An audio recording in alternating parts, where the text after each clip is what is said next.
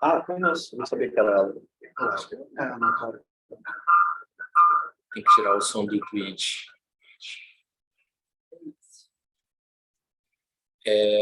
Olá, pessoal. Boa noite. Muito obrigado pela presença de todos aqui no presencial, no virtual. Hoje é bem legal que a gente está com um público bacana aqui no presencial.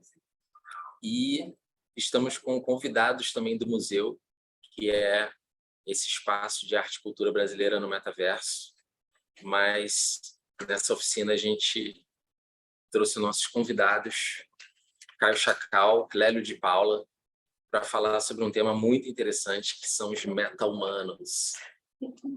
A gente tem visto aí a aparição de influências digitais e toda essa história, né, do metaverso, como nós vamos estar no metaverso. E tanto o Clélio quanto o Caio já estão pesquisando isso há bastante tempo, né? Inclusive, a gente fez parte lá do VR Bootcamp no Museu da Manhã, há muito tempo atrás, né? Antes da pandemia. E é legal que a gente está trazendo esse assunto agora para esse contexto de agora, né? Onde está todo mundo falando sobre isso. Então, vou chamar eles aqui para se apresentar. Não vou apresentar eles, mas eles já prepararam aqui uma apresentação. E muito obrigado pela presença de todos, pela equipe do museu, pela equipe do SESC e a realização do SESC Tijuca. Então, vamos lá com vocês à oficina de meta-humanos.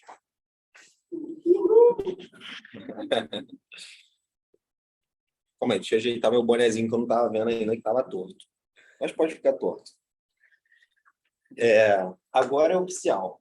Boa noite, todo mundo que estiver aqui, tanto no online quanto no presencial.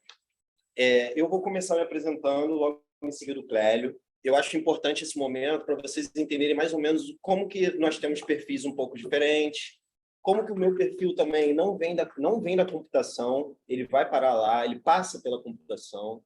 E aí eu acho que é importante para dar uma certa autoconfiança para quem está aqui, independente da sua formação, você fazer experimentações livres dentro desse tema. Então, eu vou começar logo para a gente não ficar muito tempo na apresentação, tá? Porque aí a gente sobra mais tempo para o conteúdo. Eu vou compartilhar minha tela aqui rapidamente. Um instante que eu tenho que botar aqui. Sem dar spoiler. Vou abrir. Ok. Agora eu posso compartilhar. Screen. Acho que eu vou compartilhar minha tela, porque se eu compartilhar uma aba, depois eu vou... Esse aqui, na verdade.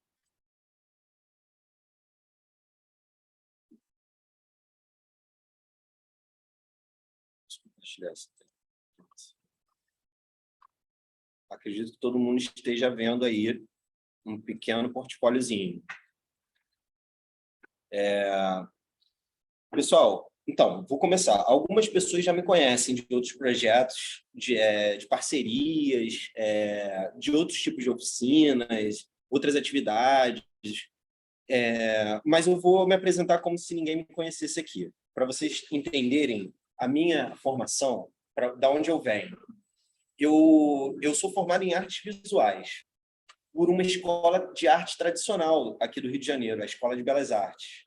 E digamos que eu era totalmente analógico quando eu entrei na faculdade.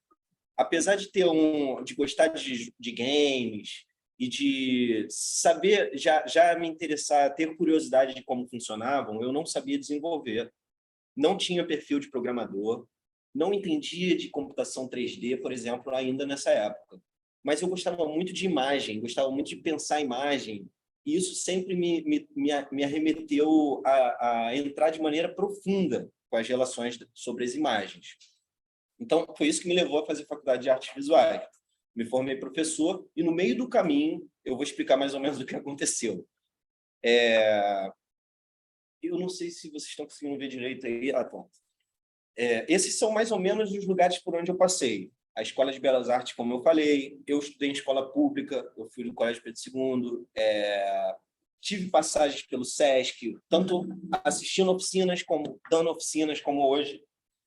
Escola de Artes do Parque Lage, que me ajudou muito a entender a modernização do pensamento artístico, né? Como eu tinha dito no início, eu vim de uma escola de artes tradicionais, das artes tradicionais. Então, eu tive que buscar um pouco, em paralelo, aprender técnicas que não fossem técnicas, digamos assim, das artes mais tradicionais, como eu venho dizendo. Então, eu busquei no Parque Lage, muitas vezes, esse complemento, em exposições e cursos da Oi Futuro. E tem um ponto da jornada que eu preciso dizer, porque foi um ponto da curva. Apesar de eu ser de artes visuais, artes plásticas, como era o título do curso que eu fazia, eu era no mesmo andar que o curso de design. Então, eu descobri que tinha um laboratório de tecnologia lá dentro. Esse laboratório tem até uma logo dele aí, é o NANO, que significa Núcleo de Artes e Novos Organismos. No momento em que eu entrei nesse laboratório, eu comecei a ajudar com a edição de vídeo. Foi o primeiro passo que eu dei, e eu tive que aprender, inclusive, porque eu não sabia editar vídeo. Em poucos passos, eu estava auxiliando tanto o meu amigo Marlos, que estava aqui, começou aqui a exposição, foi lá que a gente se conheceu, quanto o meu mestre, Guto Nóbrega, e a minha mestra, Malu Fragoso. Em pouco tempo, eu estava ajudando eles a montar robô. Em pouco tempo, eu estava começando a entender programação. Na época, era o quê? 2009. Tinham 2 anos do lançamento do Arduino, por exemplo, que é de 2007, se eu não me engano. E o Processing, né? Ou seja, projetos que estavam começando a aparecer na internet, formando rede de conhecimento, de compartilhamento de conhecimento livre, onde você utilizava os recursos sem pagar nada. Era literalmente um local de aprendizado para quem não sabia nada de computação, de programação. Então, com esse laboratório e com esse momento que surgiu na internet, onde o conhecimento agora estava disponível para pessoas leigas, eu acabei avançando. E aí eu fui me tornando um artista digital. Em pouco tempo, eu estava até entendendo de eletrônica, que nem era o que eu estava buscando, mas como eu queria resolver algumas ideias, como realizar algumas ideias, eu acabei me envolvendo com eletrônica, que era inclusive o perfil do Guto, né, o que era o coordenador do laboratório. E aí isso me levou a trabalhar no Museu da Manhã, isso me levou a trabalhar na Oi Kabum, são lugares que eu passei com muito orgulho. Aí, vamos lá. Inicialmente, no mercado, eu fui convidado a dar apoio técnico, por exemplo, o Marlos ele me convidou a dar apoio técnico em alguns espetáculos. Isso me fez me aproximar de entender como é que é o ritmo da elaboração de um espetáculo que envolve tecnologia. Nesse caso aí, eu estou até hoje com essa peça, está 2021, porque eu tenho que atualizar o ano. Mas já eu posso colocar 2022, a gente tem várias apresentações marcadas para novembro desse ano. E aí a gente usa muita projeção, a gente usa um software de videomapping para poder resolver todo o cenário, que ele foi feito para receber projeções enormes e pequenas de acordo com as cenas da peça. Isso também me levou a trabalhar em outros espetáculos dando apoio técnico. No caso, esse aí já é um espetáculo da Broadway. Eu aprendi muita coisa fazendo isso, mesmo ainda não sendo um grande nome artístico desse espetáculo, mesmo não participando do processo de criação, só ajudando a resolver coisas tecnológicas para que acontecesse o que o diretor, que era o Wolf Maia, sonhava que acontecesse em cena. Então, muitos recursos foram aprendidos ali na hora, como uma pesquisa mesmo. Para resolver o que ele solicitava, eu precisava avançar em pesquisas em casa. E aí, beleza, eu vou correr um pouco mais. Isso me levou a ter autoconfiança para propor instalações em museus. E aí eu comecei o meu período de criação. Eu comecei a ter ideias em cima de temas que estavam sendo abordados em diferentes momentos. E aí eu pensava, o tema é tal, então eu vou conseguir fazer uma instalação interativa. Nesse caso aí, foi uma exposição que aconteceu onde a gente utilizava partículas para sair das mãos das pessoas. As pessoas ficavam na frente dessa projeção e a forma dela, as silhuetas dela aparecia, e quando elas percebiam que saíam umas partículas das mãos. Tem uma animação aqui, dá para ver. A animação não está muito boa, mas dá para perceber que elas estão mexendo bastante as mãos, às vezes elas saem, às vezes elas entram na tela. No final acontece uma explosão, isso tudo para simbolizar os dados. Como que a gente deixa dados no mundo virtual, na internet, nas redes. A gente estava falando sobre o Big Data nessa exposição. Então, a primeira parte da exposição era isso, as pessoas percebendo que elas o tempo todo estão emitindo dados nesse ambiente. E aí, também trabalhei com exposições de forma analógica, né? Eu vou mostrar um pouco mais para frente, mas o foco hoje é o digital. Misturando analógico e digital. Aí, por exemplo, era um grafite meu, como eu disse, antes de eu começar a trabalhar o digital, eu trabalhava muito pintura, muito arte de rua, e aí eu comecei a misturar o que eu tinha aprendido antes com o que eu estava aprendendo naquele momento. Aqui, por exemplo, tem o tamanho real, para vocês entenderem que, às vezes, a tecnologia auxilia a gente a fazer coisas grandes, projeções, mapeamento de tela. Então, a partir daí eu fui avançando, a ponto de aparecendo fantástico. Aí eu estou falando com as criancinhas, se vocês repararem. Por quê? Porque aqui era uma instalação sonora. As crianças tocavam nas frutas e geravam som. E se elas tocassem nas frutas e tocassem uma nas outras, o som variava também. Aí vocês tinham que ver a carinha de surpresa delas. Se tiver uma maneira de eu disponibilizar esses slides para vocês acessarem depois, tem os links aqui, vocês podem assistir a reportagem. Aqui, no caso, são 2 reportagens. Uma de um programa que é semelhante ao Globo Ciências, que é o Como Será, que eles trataram a gente como artistas que faziam música com frutas. Muito interessante. E embaixo, o Fantástico, indo para a inauguração do Museu da Manhã. Qual foi o trabalho que eles escolheram mostrar? O trabalho mais simples que tinha lá, que era o meu com as frutas e o circuito. Por quê? Porque essa simplicidade também traduzia alguma coisa muito importante, que é mostrando a acessibilidade da tecnologia. Era um circuito que não passava de R$10. Você montava, você tinha que comprar peça a peça e depois montar, mas mostra um pouco a acessibilidade, e eu estava muito levantando essa bandeira. Inclusive, é parte da bandeira que a gente está levantando nessa oficina aqui. Vocês acessarem um equipamento ou entenderem o que está aí, que é super disponível para ser utilizado. E aí, nisso, eu fui trabalhando com sensores. Olha lá, isso aí já é uma outra instalação, onde agora eu começo a entrar no 3D. Não que não existia um pouco conhecimento 3D antes, até para mapear um cenário com projeções, às vezes você precisa entender de relações espaciais. Então, eu já estava buscando um pouco isso.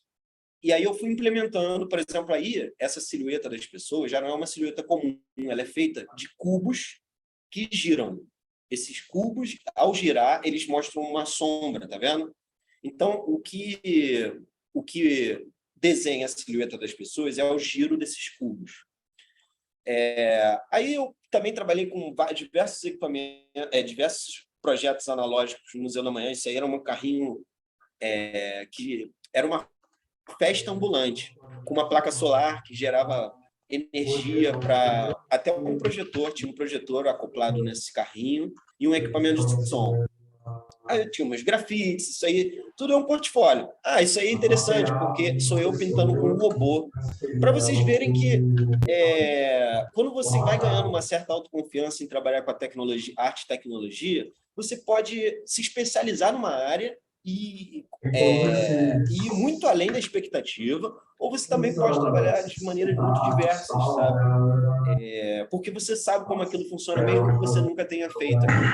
Então, você acaba ganhando uma autoconfiança ao se relacionar com aquilo. Então, por um momento, eu fui um garoto propaganda aí da ABB, trabalhando uma pintura junto com o robô deles. Foi divertido.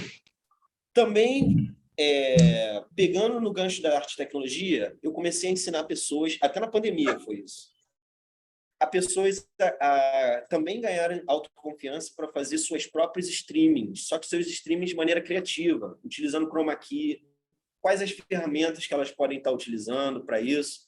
Então, no caso, a gente criou aí com os meus alunos um programa de entrevistas, né? Que cada um ficava dentro de uma TVzinha. E o nome do programa, apesar de ser um programa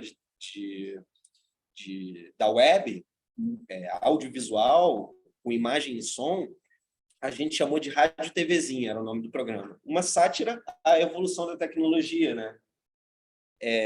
E aí os resultados eram incríveis. Entrevistando meus alunos, às vezes eles conseguiam vender o trabalho deles online. Então a gente se surpreendia de uma maneira muito interessante. Foi muito interessante trabalhar com essa diversidade assim, e arriscar, né? Porque eu estava arriscando, eu não era um artista do streaming, mas eu sabia utilizar. Eu já tinha ajudado outros amigos a desenvolver seus streamings. Então eu acabei trabalhando uma turma a convite da Oi Kabum nessa época. Então, foi isso, para vocês verem. Eu também tenho experiência com realidade virtual. Em parte, muito que eu pude trabalhar e ver os profissionais no Museu da Manhã, inclusive o Clélio. Pela primeira vez, a gente trabalhou junto, foi lá no Museu da Manhã. A gente já se conhecia, mas lá a gente teve a oportunidade de aprofundar a nossa parceria. O Marlos, por exemplo. No Museu da Manhã, acabou que eu recebi influências de muitas pessoas interessantes.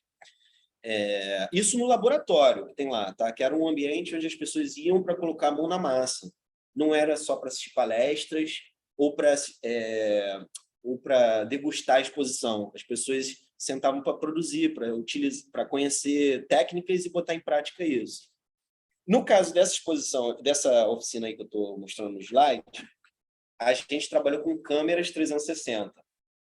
Mais para frente, na segunda etapa, eu posso até avançar um pouco, mostrar alguns resultados, porque isso tem a ver com o metaverso. A gente fez um processo de fotogrametria também nessa oficina. Eu vou falar mais para frente o que é fotogrametria e por que ela é importante para a captação do mundo físico para ser transferido para um mundo 3D virtual.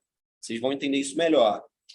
Já dá para sacar, para os mais leigos, claro que as pessoas que já ouviram falar em fotogrametria, o que eu vou dizer agora não é nada, mas para quem nunca ouviu falar, você já pode seguir pistas, tá? Pelo próprio nome, pela fotogrametrização, a gente consegue, por fotos, obter um resultado 3D. Então, aí a partir desse... Aí comecei digamos assim, a me sentir mais à vontade. E aí, em parceria com o Marlos, por exemplo, a gente desenvolveu um jogo 2D nessa época. Era um jogo que remetia aos candidatos à presidência da República. Isso foi em 2018. Faz muito sucesso esse jogo até hoje e a gente está prestes a aperfeiçoar ele e lançar ele para celulares também. Então, pessoal, esse é um pouco o meu perfil. Ele é muito diverso. Isso aí já é um trabalho que eu não preciso mostrar, mas já deu para vocês perceberem que, assim, o próximo projeto, nem eu consigo adivinhar qual vai ser. Nem eu sei o que eu vou estar fazendo no ano que vem. Mas eu me sinto seguro para mostrar para as pessoas, abrir caminho para as pessoas percorrerem essas possibilidades técnicas também. Então, é por isso que eu estou aqui hoje, a convite do Museu XYZ. E junto com o Clélio, é um prazer estar aqui.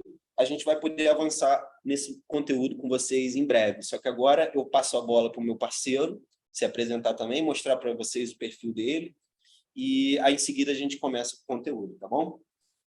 Muito bem-vindos.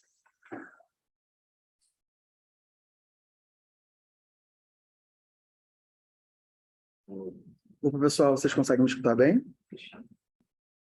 Se conseguirem me escutar, dê a joinha, por favor. Sim. Beleza? Show, perfeito. Beleza. Pessoal, eu vou compartilhar a tela só para me apresentar também. Bom, prazer todos aqui. Eu sou Clélio de Paula, eu venho da Engenharia Eletrônica de Computação, da UFRJ, do Bloco H especificamente.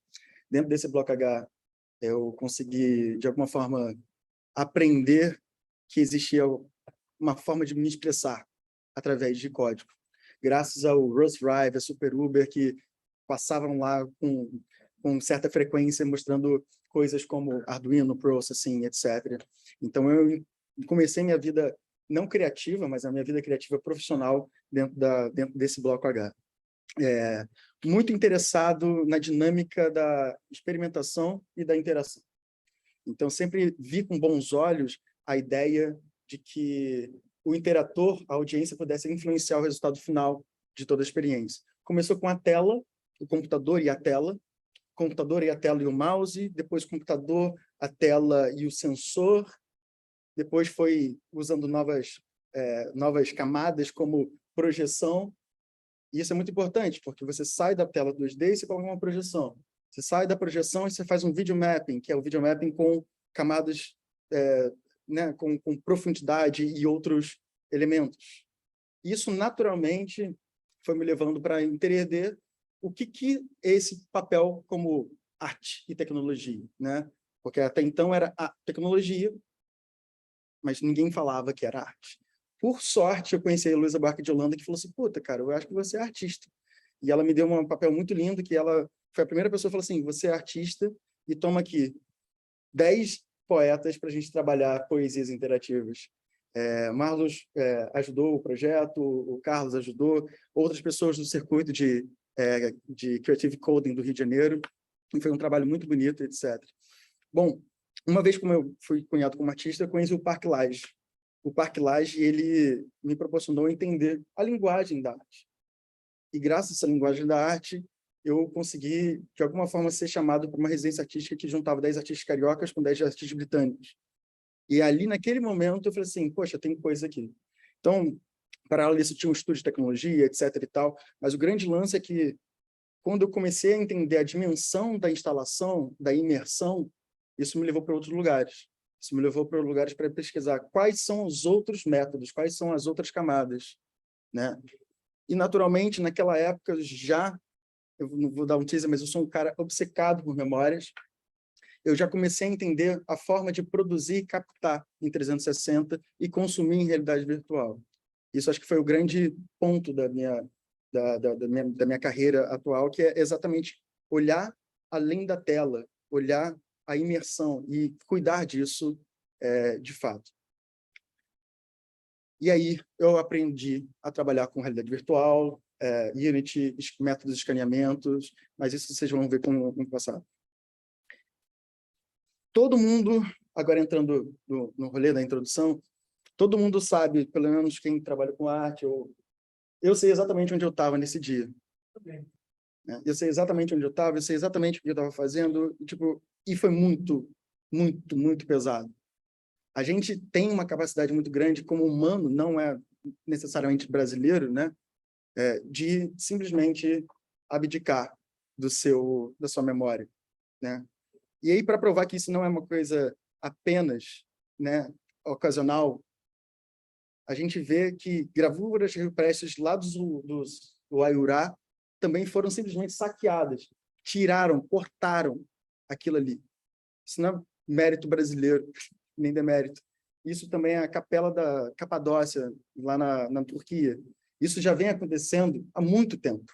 A gente, de fato, a preservação da memória em termos culturais é algo que, naturalmente, a gente taca fogo. Mas me preocupa também a ideia do humano. O humano também tem várias outras questões. O humano também pode ser registrado, o humano também pode ser cuidado. E, principalmente, quando a gente se trata de culturas originárias, culturas que são extremamente orais, corporais. E aí esse é o grande ponto, eu tive a chance de fazer uma residência artística no Alto Xingu em 2017, onde eu fui com todos os meus preconceitos possíveis, inclusive na mesma aldeia que o Marlos foi há muito mais tempo atrás do que eu. O pai do Marlos é um puta cineasta, né? Ele foi junto com Washington Novaes lá na década de 80, no final da década de 80, para registrar os povos cuicuros, né? E através do vídeo. Existe um programa muito incrível lá, chamado Vídeo nas Aldeias, que as pessoas fazem para a gente conseguir registrar essa memória. Eu, como já estava trabalhando com essa dinâmica de memória, tecnologia, realidade virtual, eu fui para lá com todas as minhas tractanas, com o objetivo de aprender primeiro sobre a cultura e depois tentar fazer algo, né? Levei o meu scanner de mão, uma pena não estar aqui. Esse é um scanner de mão que era um celular, basicamente, de 2016, isso era em 2017, que ele tinha a capacidade de registrar volumetricamente, né, artefatos. Nesse caso, humanos, né? Esse é o Messi e essa é a Jéssica. Então, tipo, esse é um processo que eu já estava fazendo na época. Um processo de escaneamento. Escaneamento em tempo real, quase, né? Usando essa técnica de nuvens de pontos. Era um iPhone? Ou era Naquela época era um Google Tango. Era um Lenovo Fab. Então, como resultado dessa experiência, eu criei um diorama chamado Xingu Assembly. Na verdade, é um conjunto de dioramas, que era uma instalação também, mas com a ideia de misturar o mítico, né, o mito e o cotidiano, né? Fui muito encantado por isso. Depois posso falar isso com o maior prazer depois, mas eu escaneei um pedaço, né, e representações de histórias. Esse eu já carregou, que acabou de passar. Então, é a mistura do Orlando Coicuro de moto e usando uma camisa do Punisher e, ao mesmo tempo, também sendo representado um mito, parte do mito da criação. Isso me interessou muito, usar esses elementos de tridimensionalidade para fazer esse trabalho. Esse trabalho foi super legal, ele percorreu o mundo, ele foi para o Tate Modern, né, durante uma semana, sabe? Ele foi para outros roteiros de arte, inclusive ele provavelmente vai estar em outras situações esse ano ainda, né? Já no ano seguinte, a gente queria entender agora, vamos fazer a mesma coisa, só que agora de uma forma de vídeo. A gente usou e montou simplesmente um estúdio de chroma key no meio da aldeia, para a gente fazer uma outra versão, né? Uma versão sobre, beleza, vamos começar a registrar as pessoas também volumetricamente, usando esses scanners e esses elementos, né? Essas técnicas, para que a gente conseguisse, de forma, sei lá, registrar em movimento, né? E aí você vê ali, tem o processo de arranhadura, o processo de confecção de um ritual deles, etc. E a gente expôs no Horniman Museum, em Londres. Então, você vê isso, tudo realidade aumentada, realidade mista, né? Ou seja, já é um outro tipo de técnica, mas também tem a ver com a espacialidade. No Horniman Museum, as pessoas estavam com óculos de realidade mista, que é o HoloLens, com iPads, né? E ainda nesse ano, se eles são uma cultura extremamente corporal, por que também não registrar? A gente registrou 23, isso já é na Universidade da Queen's Mary, e a gente, usando esse body tracker, a gente conseguiu registrar 23 movimentos, danças, luta, né, do povo cuicuro, uma forma também de eternizar. Então, a memória, para mim, é muito importante. Muito importante, eu venho praticando isso. Essa foto sou eu, com 3 anos de idade no meu aniversário. Essa é minha tia Zeneide e meu tio Geraldo. Tio Geraldo que eu não conheci em memória. Tipo, eu sei que ele existe, etc., mas eu não lembro dele. E essa foto é emblemática porque essa foto me faz querer saber quem estava ao redor. Quem são as pessoas que estavam lá, né? A memória, ela estava, durante muito tempo, enquadrada através de pinturas ou vídeos ou imagens. Mas quem é que estava lá? Quem tirou a foto? Então, naturalmente, eu comecei a pesquisar outros métodos de registro. Esse, por exemplo, é um método de registro usando um óculos do Snapchat, onde foi a primeira vez que eu tive um dia de paz, né, com a minha filha Morena, e eu estava registrando através de microvídeos, né, essa experiência com ela. Então, ela vai poder se ver aos olhos do pai daqui a um tempo. E eu também vou sempre poder consumir isso, né? E aí vem os outros métodos, né? Essa foto linda da minha filha, na verdade, ela já tem capacidade de tridimensionalidade. O celular do iPhone, a partir do X, ele começou a vir com um sensor de profundidade, que capacita a gente poder fazer esse tipo de registro, esse tipo de experiência, ela junto com ela, ao mesmo tempo. E aqui é um outro método, o mesmo método que eu fiz do processo de Xingu. Eu escaneei meus avós conversando, aliás, falando primeiro pose, depois eu peguei sobre a memória, sobre as lembranças deles naquela época, né? E eu consigo colocar eles em qualquer lugar, na vida da Paulista, na minha casa, na minha antiga casa, meu pai interagindo com ela. Então, são coisas que fazem, sabe, a gente pensar, poxa, que legal essa ideia de eternização simbólica, né? E aí, e esse é um vídeo emblemático também, porque é um outro tipo de mídia. Você pode reparar que eu estou no canto inferior esquerdo ali, ó. eu estou num chroma key usando óculos de realidade virtual.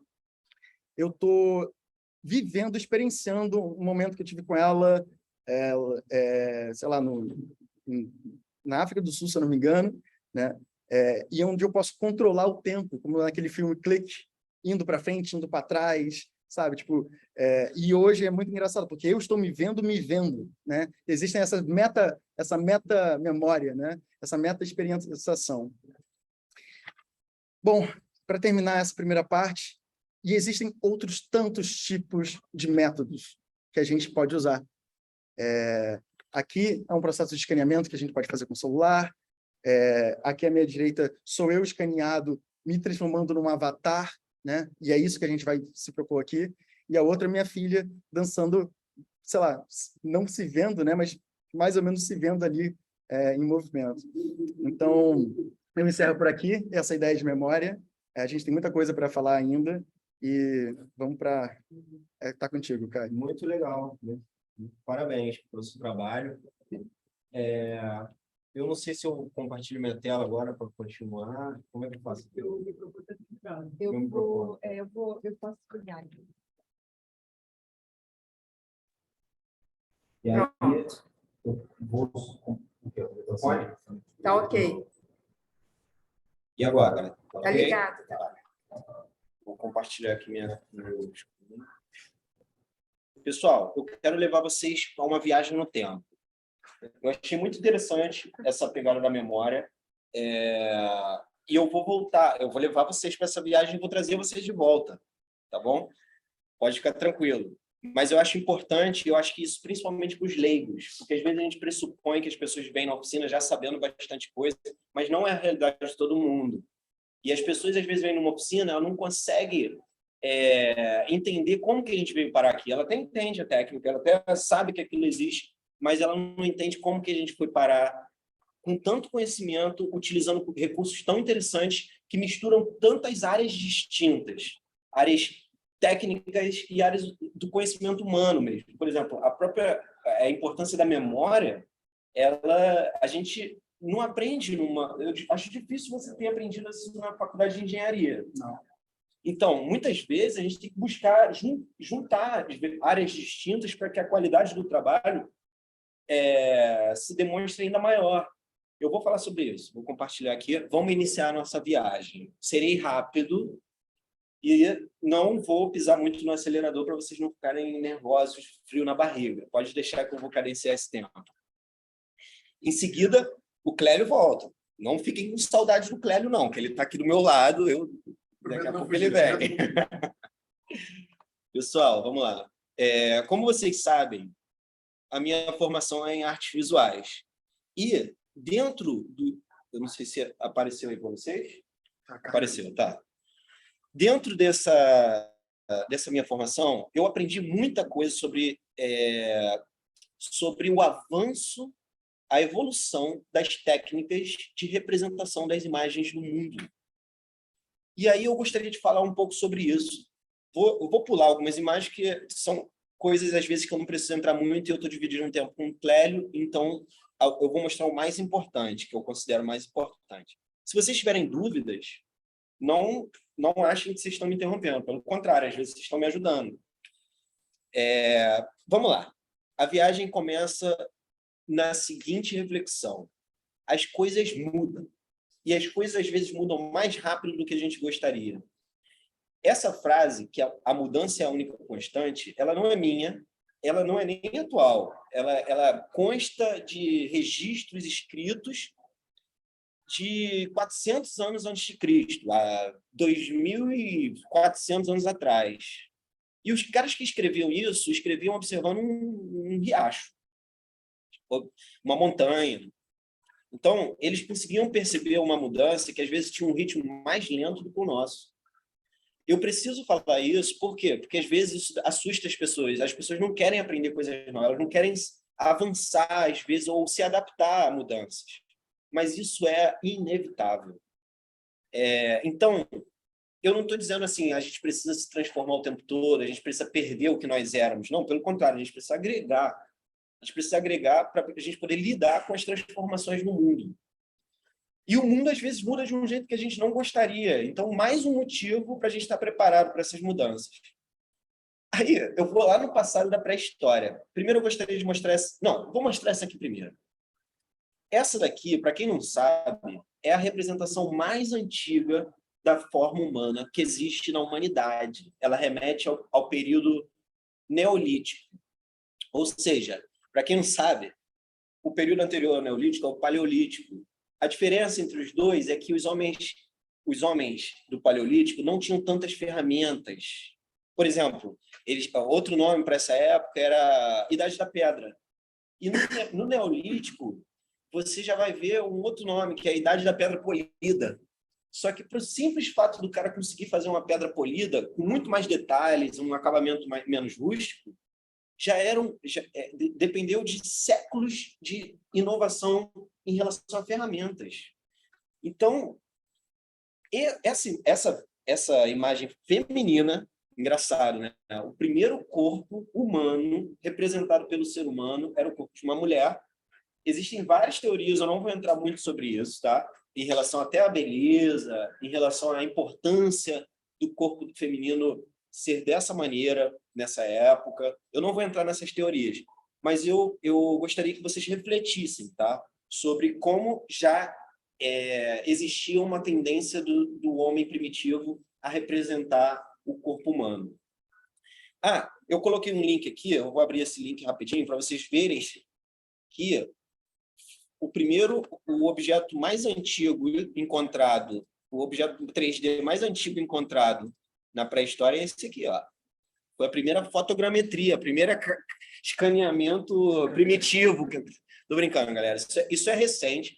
Para quem assim, é curioso saber, isso aí tem um tamanho... Isso aí não era uma escultura em tamanho real, até porque os homens eram nômades, a humanidade era nômade nessa época, e isso aí era uma espécie de amuleto, tá? Olha só que interessante. Tudo que era criado pelos homens artisticamente nessa época possuía um poder mágico, tá? Então, eu acredito que não só eu, muitas vezes o poder desse amuleto representava fertilidade. Então, a gente pode até encontrar novas teorias e tudo mais, mas fica aí a importância da gente poder visualizar um objeto tão antigo. Eu não sei aonde ele está, mas eu sei que ele foi encontrado na Alemanha. É na Alemanha, né? Ou na Suíça. É porque é Willendorf. Eu não sei onde fica essa cidade agora. Eu esqueci agora. Mas eu acho que é Alemanha. E aí, o nome desse objeto é Vênus de Willendorf.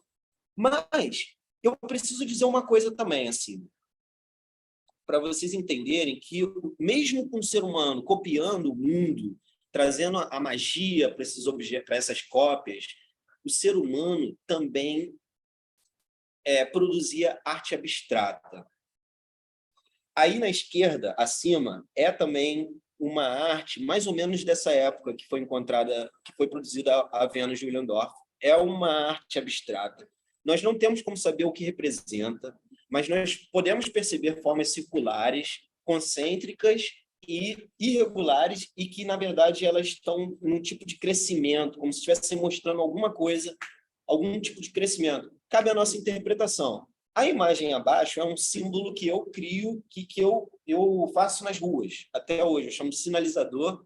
Também é concêntrico, e eu tento criar uma linguagem, uma comunicação, onde as pessoas possam aprender a ler esses símbolos.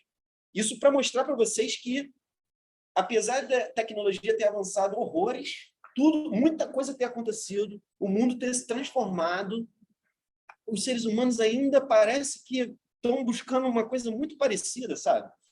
Então, eu não me sinto um homem primitivo ao buscar isso, mas eu estou fazendo uma coisa muito parecida com o que eles faziam naquela época.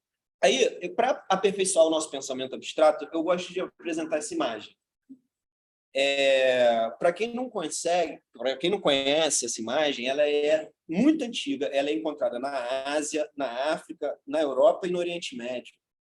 Ela é uma das imagens que é remetida à geometria sagrada. É a flor da sabedoria, a mandala da vida, a flor da vida. muitos interpretam essa mandala da seguinte maneira: você consegue ver as formas figurativas, ou seja, as flores, mas você também consegue ver formas abstratas, como círculos. E se você começar a analisar bem, você começa a perceber que os círculos formam as flores, que a ideia, as formas abstratas da forma como elas se organizam no universo, elas acabam se apresentando o universo. E aí eu gostaria de trazer uma reflexão que é muito importante, que ela parte um pouco da minha cabeça, mas essa mandala ajuda a gente a acessar isso. Vamos supor que cada círculo seja uma área do conhecimento diferente.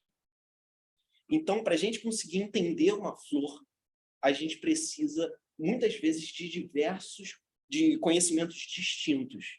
Por exemplo, compreender uma flor, muitas vezes, compreender integralmente uma flor, no caso é o símbolo do universo, né? Muitas vezes você precisa entender de biologia, de física, muitas vezes você precisa se relacionar com as cores, com a química, entende? Então, em compreender o universo, se sentir à vontade em acessar o conhecimento, é buscar também diferentes formas de acessar esse conhecimento, tá? Isso é para deixar as pessoas mais, digamos assim, novamente, autoconfiantes, independente da área que elas provêm, tá? É interessante que você comece a se familiarizar com outras áreas, não abandonando o seu conhecimento principal, mas já agregando novos conhecimentos a ele. E, inclusive, eu arrisco dizer que o século passado era o século dos especialistas. Eu posso estar errado. E que o século que a gente está vivendo agora é o século da integração dos conhecimentos, sabe? Como se fosse praticamente impossível. A gente já foi até o fundo do mar do conhecimento, agora a gente precisa integrar os mares. Isso é uma teoria, vocês podem discordar ou não, vocês podem concordar ou não. Eu estou constantemente editando essa teoria, tá bom? O problema é que as instituições não acompanham. Ah, boa. Então, não acompanham, mas essa mandala é muito antiga. Ela depende muito mais de um olhar pessoal, mas claro que as instituições são importantes porque elas auxiliam as pessoas que estão começando, elas aceleram esse olhar, cara, de certa maneira. Elas são muito importantes, sim. Inclusive, esse comentário é muito interessante, porque sem as instituições eu não estaria aqui, por exemplo. Eu estaria ainda, talvez, em um processo muito anterior, em uma etapa muito anterior, acho que eu mostrei na minha apresentação, por exemplo. Eu vou pular essa imagem, tá? Mas é mais uma forma dos pensadores estarem acessando o universo pela arte abstrata, pela matemática, pela geometria, que a computação depende muito disso. Arte figurativa e arte abstrata, eu não preciso entrar muito nisso, porque eu acredito que muitos aqui, mesmo os leigos, já sabem diferenciar. Mas, no caso aqui, a gente vai focar muito na representação no mundo real. Então, a gente vai trabalhar uma espécie de arte figurativa naturalista, né? A gente vai tentar copiar. Claro que a interpretação do mundo também é válida. Então, nós podemos modificar essa cópia, né? Essa representação do mundo. E aí a gente vai se transformando até num tipo de artista, não só num fotógrafo, num captor. E aí eu preciso falar de alguém, né? Eu vou falar de Leonardo da Vinci, porque esse cara até hoje tem dificuldade de falar se ele era um artista ou se ele era um cientista, sabe? E hoje em dia eu tenho certeza que o meu patinete ele é feito de arte e ciência, sabe? Eu me movimento no mundo com arte e ciência. E esse cara aí, ele chega num momento em que a razão ela abre portas para que a ciência dê as mãos para a arte. Então, esse cara, foi graças a ele que, por exemplo, o conhecimento de anatomia na Europa, claro, existe um conhecimento de anatomia até anterior a ele no Oriente Médio, na Pérsia, a gente precisa lembrar disso, mas ele catalogou esse conhecimento e disseminou numa época que a gente chama de Renascimento. O que é o Renascimento? É a busca pela razão, é o retorno da razão depois de séculos de depressão. Então, a gente tem aí uma figura importante. que vai começar a mostrar como é o esqueleto. O Clélio mostrou rapidamente como que a computação interpreta o esqueleto, né, para dar movimento ao corpo humano. Anterior a isso, há séculos atrás, tinha alguém pesquisando isso que, talvez, se ele não tivesse pesquisado isso, nós teríamos que ter pesquisado para poder fazer o que a gente está fazendo agora. Então, é graças aos antigos. Por isso que eu estou fazendo essa viagem ao passado, porque nada aqui está sendo descoberto agora. Pelo contrário, o que é novo está sendo agregado a uma massa de conhecimento que, graças às instituições, chega até a gente. Então, eu vou acelerar um pouco, porque eu preciso falar de Rafael. Rafael, ele fez essa pintura que eu gosto de mostrar, porque ele inclui vários avatares ali, né? Essas pessoas existiram de verdade no mundo real. Todas elas que estão aí, é uma homenagem, na verdade, que o Rafael fez. Todas as pessoas que estão aí foram grandes pensadores da humanidade. Se você procurar essa pintura do Rafael, ela se chama a Escola de Atenas. Essa pintura, se eu não me engano, está na Turquia, tá? Ela é uma pintura feita em parede, ela não é uma pintura feita em tela, então ela não pode ser transferida de um país para o outro. Mas ele colocou aí, Alexandre o Grande, aprendeu com Aristóteles. Se você reparar, o Aristóteles está aí no meio, junto com esse vovô, que é o Platão. Se você procurar, você vai encontrar até Pitágoras aí, já Pitágoras viciado em apostilas de geometria, tá lá, fazendo exercício de geometria sentado ali. Mas tem também a Hipátia, ao lado talvez a única figura feminina, se você procurar. Isso é um problema, mas a gente está resolvendo isso. E é para você ver como é que o Rafael estava preocupado em trazer pessoas que existiram de verdade, para trazer uma certa memória, para que nunca se esqueçam da importância dos pensadores em relação à evolução da humanidade. Aí eu boto essa imagem, às vezes, para aprofundar na relação entre Aristóteles e Platão, até para falar de materialismo, né? Porque a computação ela é também uma ferramenta muito física, né? Muito robusta. Você liga lá na tomada, é um computador, um celular que cai no chão e quebra. Enquanto que a música ela é etérea, né? É uma coisa mais espiritual. Então, a arte ela, o tempo todo vai trabalhar com esse etéreo e esse material. E quem vai dar a liga para isso vai ser Aristóteles. Tanto que ele aponta para cá, ó, ele estende a mãozinha para o chão e fala: aqui existe verdade. Você pode concordar ou não com ele, mas ele traz uma certa salvação para o mundo material na matéria. Você pode encontrar a verdade aqui, você não precisa fugir do mundo material. Aqui não é só sombra, como na caverna. Enquanto Platão aponta para o alto, dizendo que a salvação não se encontra aqui. Então, tudo bem. Os dois eles se ajudaram a entender o mundo. Beleza, eu vou avançar um pouco mais rápido agora. Por quê? Porque é questão técnica. A gente vai começar a entrar em questões técnicas. A pintura, isso aí é uma foto recente, mas o que ele está fazendo é uma técnica muito antiga, é o afresco. Como eu disse, o Rafael pintou em muro. Não dá para mandar a imagem de um lugar para o outro. Ela fica fixa. Se você quiser conhecer aquela pintura, você tem que ir lá. Claro que existem por fotografia, você acessa também. Mas a pintura era grande, necessariamente grande. Você não consegue fazer detalhes pequenos, até pelo processo dela. Eu não vou entrar muito aqui, mas é que o gesso não pode secar. Se o gesso secar, você não consegue mais pintar. Então, você tem que pintar rápido. Você não consegue trabalhar uma pintura com muitos detalhes, você não consegue, o gesso vai secar. Então, acaba que você tem que ocupar de maneira rápida a parede. Os desenhos saem grandes, como se fosse assim, uma baixa resolução, sabe? Você não consegue diminuir muito, você perde. E aí, nessa época, estava surgindo os primeiros estudos de perspectiva 3D. Mas na Grécia já entendiam de perspectiva 3D? Entendiam muito pouco, mas entendiam. Só que no Renascimento, né, com o foco científico, com a metodologia científica, isso vai começar a entrar numa bagagem que vai ser muito utilizada para a gente na computação. Então, é por isso que eu estou trazendo Leonardo da Vinci e Rafael, porque eles estavam resolvendo problemas que, lá na frente, os computadores vão agradecer a eles por já estarem resolvidos. De certa maneira, a gente só vai precisar adaptar isso à matemática. E além deles estarem comprovando uma série de coisas em relação a como a gente enxerga, né? Ou como que o mundo se deforma para entrar nos nossos olhos. Então, é importante isso. Quem começou com isso foi esse camarada aí, e ele estava fazendo uma perspectiva toda erradinha, tá? Se eu traçar as linhas de perspectiva dele, vai dar muito erro, vai dar muito bug, digamos assim, a profundidade dele era bugada. Mas é quase um surrealista, né? Mas também foi importantíssimo. Esse cara viveu em 1300, se eu não me engano, em 1300 ou antes. Enquanto Leonardo da Vinci, que era excelente na perspectiva, viveu em 1500. Rafael, idem. Então foram 200 anos que precisou desse cara dar um start aí, porque antes a galera pintava algo muito estilizado. Até para passar uma mensagem, né? O que é santo, o que é mais importante do que o povo.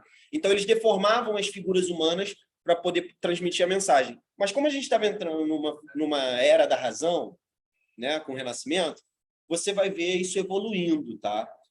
E aí chega aonde eu gostaria, que eu não posso eu não posso me estender muito, porque o Clério também está trazendo, a gente está muito no horário, tá certinho. Eu preciso falar desses camaradas aí.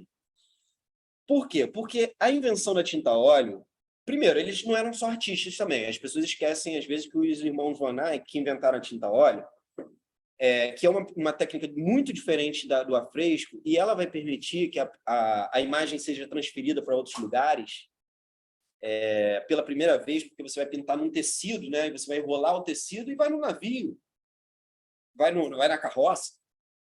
Hoje em dia vai no celular, vai pelo Wi-Fi, mas entende como o mundo está ganhando uma aceleração? Entende como agora a gente consegue acessar as imagens sem sair, muitas vezes, do meu território? Então, isso é importante a gente pensar, porque isso também assustava as pessoas, tá? E sempre por ser uma novidade. E aí, quando você vai ver depois, como essa novidade vira uma profusão, uma massificação de criação, e as pessoas já sem medo nenhum. E muitas vezes, durante essa massificação, elas perdem até uma certa ética em relação a esses métodos de produção de imagem. Mas isso fica também para uma reflexão posterior. O que eu gosto de mostrar essa pintura? Porque os irmãos Van Eyck, eles representam pela primeira vez um selfie, uma espécie de selfie. E tem a ver com o que o Clélio estava falando, né? O que está por trás da imagem, do ponto de vista? Quem está no ponto cego da pintura? E aí eu vou dar um zoom aqui. É o espelho, eles se colocam no espelho, tá vendo? Olha lá os irmãos Van Eyck pintando lá no fundo. Tudo bem. Agora, gente, é importante dizer uma coisa. Isso é altíssima resolução. Eu comparo isso à evolução das placas de vídeo em relação ao tipo de pintura antes da tinta a óleo e depois. Porque esse quadro ele não tem muito mais do que 1 metro. Então, ele é pequeno.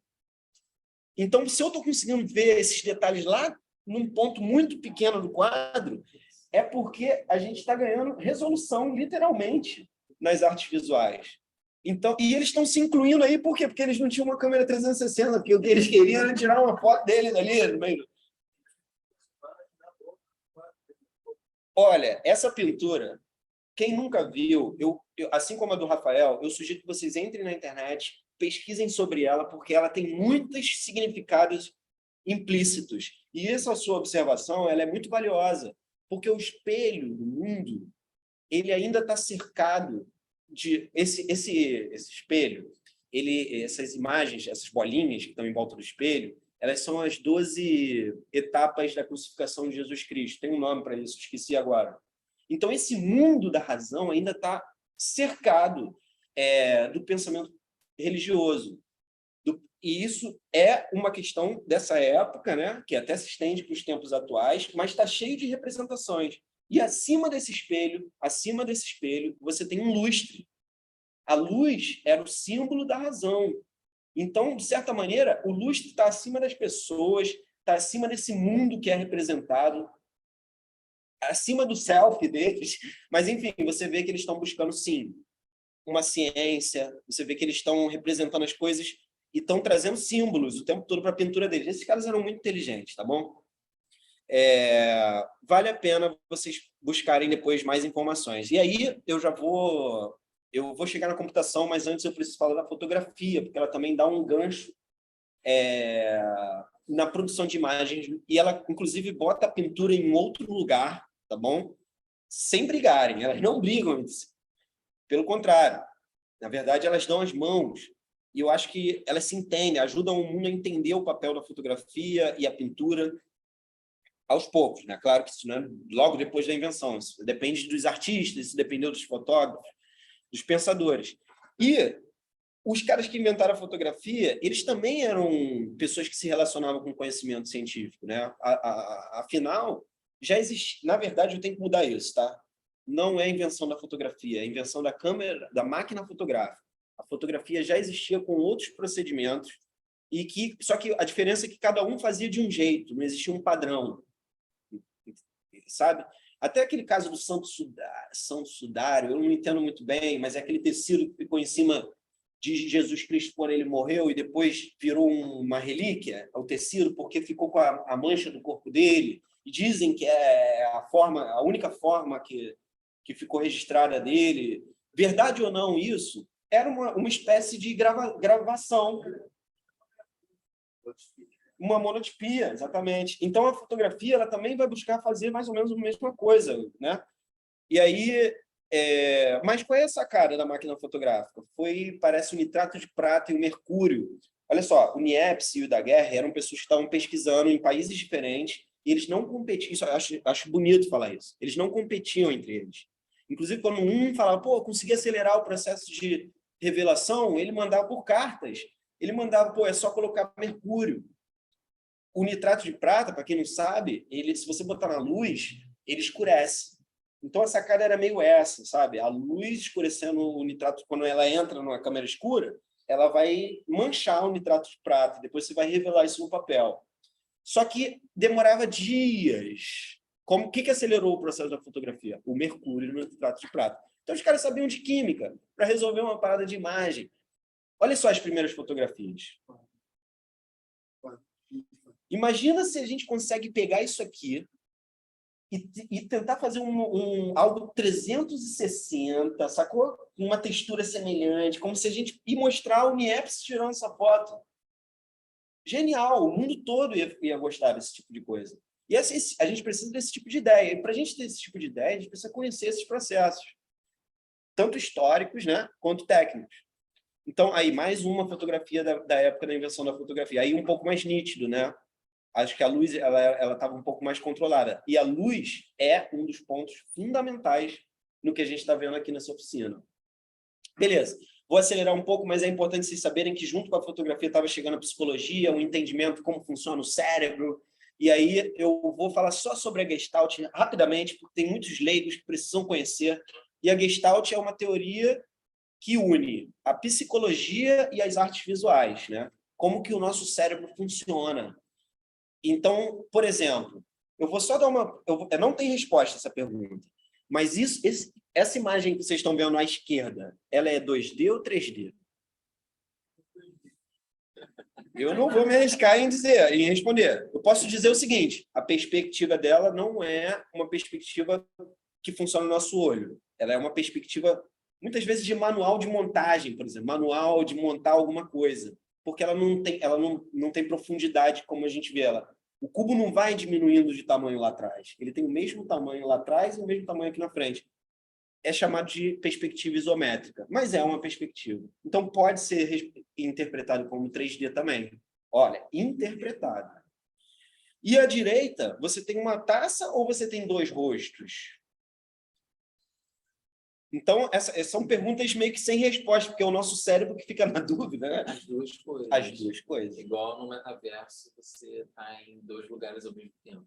Exatamente. A grande questão é, nós estamos levando objetos 3D para o mundo, mas a nossa tela, no final das contas, a nossa tela, ela é 3D ou 2D? Você está entendendo? A profundidade, no final das contas, é uma virtualização. E dentro dessas virtualizações, cabe muita reflexão. Isso é psicologia pra caramba também. E aí, beleza, olha só, tudo evoluindo, se simplificando. Eu não sei se isso é bom ou ruim, mas isso remete lá aos primeiros slides, em que a mudança é inevitável e a gente precisa entender essa mudança.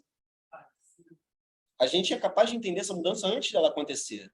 É mais ou menos isso que eu gostaria de provocar em vocês. Se a gente está preparado, a gente precisa se preparar depois da mudança, porque isso é mais doloroso. A gente pode se preparar com antecedência. E se a gente se prepara com antecedência, a gente às vezes tem tempo para explorar aquilo com ética, sabe? Porque quando a gente faz com pressa, muitas vezes a gente não, poderia ter melhorado isso, não sei o quê. Quando a gente tem calma, tranquilidade, a gente acaba se prendendo a fatores importantes. Então, a partir disso, tá? Falei da fotografia, chega a computação. E a imagem na computação, ela nasce assim, preto e branco, à esquerda. Ela nasce preto e branco, com muito pouco pixels ou verde, né? Exatamente, porque ainda não se misturava todas as cores para representar o branco, né? Até porque uma questão de memória. Então eles optaram por uma cor só, e essa cor era o verde e o preto, né? Ou ausência de cor, na verdade.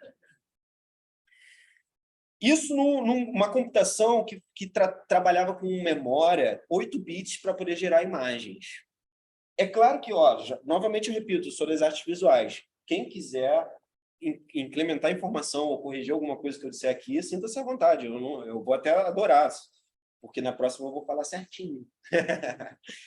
Mas é isso, da evolução da memória, onde cabe mais... Digamos assim, a memória ela é uma gaveta, né? E nessa gaveta cabem 8 bits. Se você quiser aumentar sua memória, você não dá para botar mais 2 bits. Você tem que abrir uma outra gaveta, e na outra gaveta também cabe 8 bits. Então, você vai ver a classificação, né, do avanço das placas gráficas, e da memória, vocês vão repetidamente ver esses números, 8, 16, 32. Então, para quem é muito leigo, já começa a entender por que esses números se relacionam dessa forma. Isso tem a ver também com o sistema binário, mas isso aí já é outra coisa, já é uma história... Com 16 bits, já dá para você simular o 3D. Por exemplo, os Mega Drive, o Super Nintendo, que são videogames que começaram a trazer uns joguinhos que eram muito toscos, o 3D deles era muito tosco, mas rolava. E aí, quando você vai ver o PlayStation, quando ele surge com 32 bits, reservado para gráficos. E aí você obtém uma textura melhor para o 3D, você obtém realmente um plano 3D, às vezes não é só como é que se fala, uma simulação de 3D, às vezes é 3D mesmo. Então você vai começar a ver o avanço do 3D a partir da PlayStation. Aí depois veio o Nintendo 64. Claro que já existem computadores aí fazendo muita coisa maneira nessa época. Inclusive, eu acho que a gente poderia até explorar mais isso. Mas eu falo dos videogames porque às vezes é mais popular. As pessoas tinham videogame e não tinham computador. E aí, com 64 bits, você vai obter um 3D muito mais próximo, né? Digamos assim, do espaço real, das texturas. Você vai obter também um realismo, mas muitas vezes esse realismo ainda tem dificuldade de obter um movimento fluido, tá? Com 64 bits. E depois a evolução a partir disso, cara, 128 bits já não faz mais tanta diferença no detalhamento dos nossos olhos. Porque eu acho que com 64 bits, o detalhamento da imagem já atende aos limites da nossa visão. Mas por que então a gente tem 128 bits, se já não vai fazer diferença? Porque a memória ajuda em outros fatores daquele gráfico, tá? Às vezes o tamanho, a quantidade de coisas que tem numa cena, às vezes a programação, a lógica da programação. Então, a ampliação disso, 64, 128 e tal, vai auxiliar a imagem, às vezes, em outros fatores que não são necessariamente gráficos. E aí... não, isso aí tudo bem. Beleza, galera. Eu queria chegar nessa parte da computação para passar a bola para o Clélio. Só que antes, eu mostrei aqui a nossa Vênus, eu queria mostrar um processo rapidamente. Não, desculpa, é isso aqui. Vou mostrar aqui, como que eu falei do 2D, falei do 3D, falei sobre os computadores e fotografia. É mais ou menos isso que eu vou abordar aqui agora. Eu vou mostrar só alguns slides que estão lá no final, porque aqui tem um material que não tem a ver com a nossa oficina. Aqui. Então, isso daqui... Deixa eu dar um zoom. Vocês estão conseguindo ver? Aí no zoom também? Então, né? A importância da foto para a gente poder gerar essas imagens 3D é fundamental. Fundamental. Pô, então, eu não sei nem por onde começar a modelar 3D, eu não sei qual. Cara, você pode começar com fotografias, só que você vai ter que tirar muitas fotografias do seu objeto. Você vai ter que circular o seu objeto, você vai ter que tirar fotos de todos os ângulos do seu objeto. Quanto mais fotos, melhor o resultado que você pode obter. Então, a fotogrametria, que eu tinha falado lá no início, ela é uma técnica de baixo custo, inclusive, para você estar criando seus... A gente vai mostrar aqui diversos níveis, tá? O Clério, inclusive, vai vir com uma bateria de técnicas logo em seguida. Mas a fotogrametria é a base de todas as técnicas de captura da imagem do mundo físico para um ambiente virtual 3D. Tá? Então, fotógrafos, sintam-se em casa. Tá bom? Tem só uma coisa, que eu acho que tem um Aí áudio. aqui tem só um... Tem um áudio que tá vazando, para que eu acho vocês que é o da Jéssica. perceberem. Eu vou tirar foto, eu vou pegar um ambiente 3D que é uma parede, vamos supor, uma caverna, fotografar uma caverna. Olha quantas fotos para você conseguir captar uma área. E olha como é que sobram umas margens para as laterais que não são utilizadas, né? As duas últimas fotos, elas têm umas margens que não são utilizadas porque você precisa de cruzamento de informação. Então, muitas vezes, fotos que cruzam informação ajudam o computador a interpretar melhor aquela imagem. Aí aqui, alguns exemplos, por exemplo, de textura, a qualidade. Olha, a última imagem à direita embaixo, você vê que a pessoa está tirando foto da escultura meio que debaixo dela e ela vai subindo até tirar uma do topo da figura. E ao lado, você vê que também tem todos os ângulos para você obter o 360, o objeto completo 360 3D. Então, vocês podem pesquisar mais sobre esses processos de fotogrametria, porque é muito interessante. Para fechar o meu pacote, eu vou mostrar aqui só mais um diagramazinho, ó, com alguns resultados mais avançados em relação à fotogrametria. Aqui um sexto. Aqui são alguns softwares que o Clélio vai até avançar melhor nisso, e na semana que vem também a gente vai poder ver isso na prática. O Meshroom, o Photoscan, são exemplos de softwares que você pode levar suas fotos para você renderizar um objeto 3D. E aí, aqui, por exemplo, eu gostaria de partir para uma coisa que eu acho muito... Eu posso falar foda, não posso falar foda? Não posso. Então, eu vou mostrar aqui um objeto 3D feito em fotogrametria que eu mostro para os meus alunos para dar aula de História da Arte. Aqui é uma capela vista por dentro. Ele ainda está abrindo? Olha lá. Olha a qualidade, galera. Isso tudo feito com foto. O cara que desenvolveu esse objeto 3D, ele não sabia nada de modelagem 3D, não, cara. Ele só sabia tirar foto, tá? E a importância disso, essa catedral, ela nem está aberta para visitação, só virtualmente. Tá? E ela é uma das mais antigas, se vocês gostam de história da arte, ela é a precursora, muitas vezes, da arquitetura gótica. E aí você vai encontrar elas só na Irlanda, na Alemanha, em lugares onde o gótico realmente vai surgir. E aí eu gosto de mostrar essa, e para fechar, essa daqui, que tem uma qualidade altíssima. Não dá para fazer o download de graça, tá? Mas ela também acabou de ser lançada na internet. Daqui a uns anos, provavelmente, a gente vai ter um modelo de graça. Olha a qualidade da resolução, de detalhamento. Eu posso entrar dentro da igreja. Olha só que lindíssimo trabalho. Tá bom? Assim, não que eu ame igrejas medievais, mas aquilo que o Clério está falando, a gente está preservando a memória, sabe? E a gente a gente está falando sobre igrejas que não estão sendo visitadas, então a gente está dando acesso, acessibilidade também, tá? E poderia ser outra coisa. Eu comecei mostrando a Vênus de Willendorf.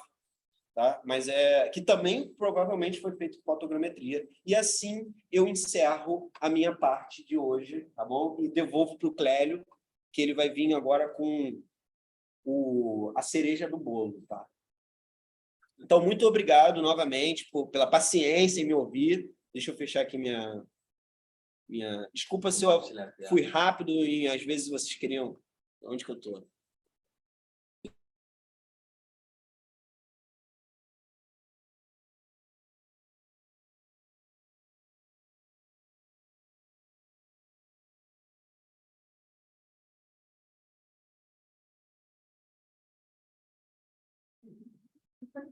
Olá, pessoal. Vocês me escutam? Se tiver alguém me escutando. Muito bom. No analógico tá bem, né? Então tá ótimo. E aí? A galera... Tá, beleza. Cadê? Tá full screen? Tá full screen. Bom, pessoal, vou voltar aqui nessa ideia aqui para falar justamente sobre responsabilidade, né? Eu queria, antes de começar os processos assim, mais técnicos, eu ia falar sobre a responsabilidade de preservar a memória. Não no aspecto de preservar, mas também de consumir. O que significa meu avô e minha avó que estão vivos hoje, minha filha que está viva, meu avatar? Hoje consumir isso é de boaça, porque todo mundo está aqui. O fato é que quando você veste um headset de realidade mista, realidade virtual, existe uma característica dessas técnicas, né, desses métodos, que faz com que você atue no mesmo lugar onde seu cérebro está acostumado com uma memória corporal viva. Se você não quebra a experiência, se você não coloca aquilo num ambiente muito, muito descontrolado, você armazena essa memória da mesma forma que você armazena uma memória na vida real. Eu queria falar isso antes de ir para a técnica, porque eu sou artista, eu tenho o direito de experimentar, eu quero que isso aconteça. A gente tem que se preocupar exatamente com o que a gente está produzindo, né? E porque tecnologia tem viés. Tecnologia não é algo que simplesmente... Não, tecnologia é feita por homens brancos, normalmente eurocêntricos, lá para cima e tal. É isso, sabe? Então, a gente tem que entender muito bem onde a gente coloca e onde a gente quer chegar com isso. Adoro começar por isso, porque esse slide é da origem, né? Daquele filme Inception, do Nolan. Então, onde você está imerso, onde os personagens estão imersos dentro de uma realidade que está sendo propositada, sugestionada. A realidade virtual e a realidade mista, principalmente daqui para frente, elas têm essa capacidade. Então, a produção desse material e o consumo dele precisa ser levado em conta. A gente tem iniciativas como a Saia, sabe, que isso é uma coisa de 2017, 2018, que é um avatar criado por uma empresa japonesa, que ela se coloca como 17 anos para sempre. Qual a responsabilidade disso, sabe? Tipo, o que a gente está mexendo com essa ideia do avatar, né? Ela pode ser o quê? Para quem? Certo? A gente tem um filho que, já prevendo a morte do pai, o pai estava mal, gravou 12 horas de conversa em áudio, depois transcreveu para criar um bot para ele conseguir conversar com ele mesmo. Né? Conversar com o pai dele, com a forma do pai dele. Né? A gente tem iniciativas que colocam os hologramas como uma forma de você, sei lá, ajudar você voltar a sentir algum sentido que, por acaso, foi danificado. Né? Se eu não me engano, o Nicoleles tem esse projeto. Ele usou os óculos de realidade virtual lá para aquele projeto do Mac, né? Aquela roupa que a pessoa se veste, o exoesqueleto, para ajudar ajudar a pessoa a... Exato, ele estava projetando em realidade virtual para você começar a tentar sentir vontade de ativar essas coisas. Então, e outra coisa, também tem o outro lado. Existe o jeito também de querer esquecer, né? Sugestionar o esquecimento. Eu sou um incentivador, eu sou um estudioso da hipnose, e existe, de fato, isso de forma, sei lá, tipo, bioquímica, basicamente, né? Tipo, fisiológica. A hipnose tem muito a ver com a fisiologia, né? Que é um fluxo de experiência, fisiologia, reforço, a crença, é um fluxo. A realidade virtual e a realidade e a realidade mista, e as experiências imersivas, elas têm também podem ter esse papel, justamente de serem essas pessoas que conseguem, de alguma forma, sugestionar. Bom, de novo, eu sou artista e eu queria falar sobre essa eternização simbólica, né? Esse é meu avô. Esse é o mesmo avô que mostrou na primeira sessão ou é outro avô? Eu não tinha mostrado esse, é outro avô. Ah, não, o outro era o outro avô. Esse é o meu avô Manel. Ele tem 90 anos hoje. Ele foi escaneado com 90 anos também, certo? E hoje eu escaneei ele, não escaneei, perdão, corrija a palavra, eu fotogrametrizei ele. Eu tirei fotos dele. E eu vou ensinar para vocês isso. E ele ficou de boa? Ele ficou olhando? O que você está fazendo, cara?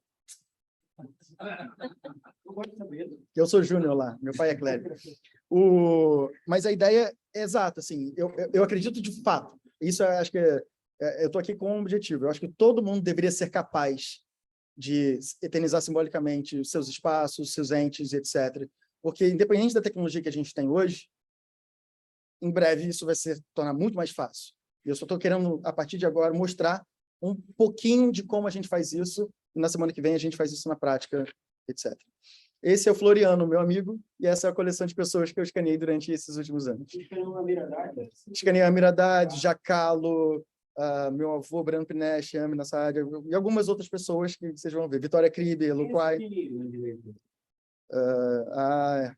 Um cara legal. Né? E aí, para ilustrar como que é esse processo manual, quase, onde todo mundo tem um celular, cara.